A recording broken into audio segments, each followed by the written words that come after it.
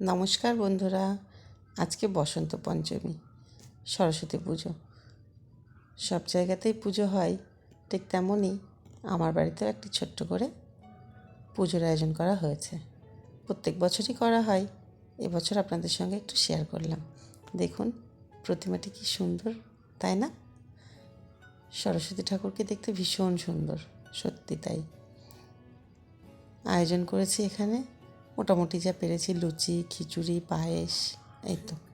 অত সকাল সকাল কিছু আর হয়ে ওঠে না, আর কুচনো ফল তো থাকবেই। এই সব দিয়ে আজকে হবে সরস্বতী পুজো। এই ফুলগুলো দিয়ে গুছিয়ে নিয়েছে অঙ্কুশ, আসনটিকে বেশ সাজিয়েছে, তাই না? ছোট্ট মানুষ তো, আমি আর ওকে বারণ করি না, ও নিজে নিজেই যা করে।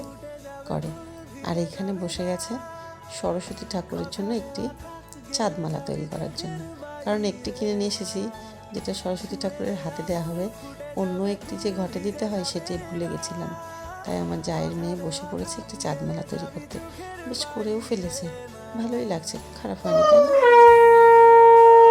এই যে পুজোর জায়গায় ওই চাঁদমালাটি দিয়ে দিয়েছি নিজের ঘটের সামনে। আর এখানে সবাই ব্যস্ত, আমরা পুরোহিত, অবশ্যই বছর না পুরোহিত পাইনি, কারণ পুজোটা একটু লাস্ট মোমেন্টে হয়েছে, যাই হোক। আর সেই ভারটি পড়েছে আমার ওপরে। ফোন দেখে দেখেই সব সারলাম, যেমন যেমন দেখলাম। ফোনে তো এখন আজকাল সবই থাকে, ওই রকম ফোন দেখে দেখেই সমস্ত মন্ত্র পড়লাম, অঞ্জলির মন্ত্র।